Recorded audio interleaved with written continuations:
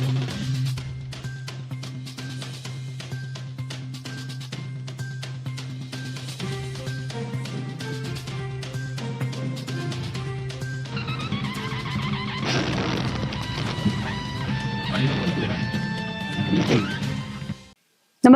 आपण पाहता हिरकणी न्यूज.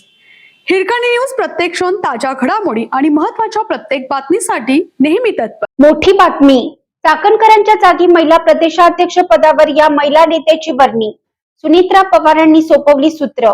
अशोक खरात प्रकरणात रुपाली चाकणकर यांच्या गलिच्चितीनंतर रिकाम्या झालेल्या राष्ट्रवादी काँग्रेसच्या महिला प्रदेशाध्यक्ष पदावर वैशाली नागवडे यांची वर्णी लागली आहे.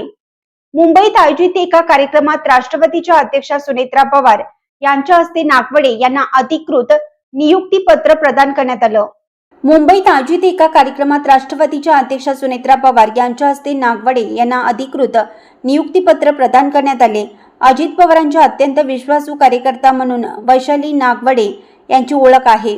त्यांच्या निवडीमुळे राष्ट्रवादीच्या महिला आघाडीत नवे वळण आले आहे. मूळच्या दौडच्या असलेल्या वैशाली नागवडे गेल्या अनेक वर्षापासून राष्ट्रवादी काँग्रेसमध्ये सक्रियपणे कार्यरत आहेत. पुणे ग्रामीण भागात महिला कार्यकर्त्यांचे मोठे जाळे उभारण्यात त्यांचा मोठा वाटा राहिला आहे.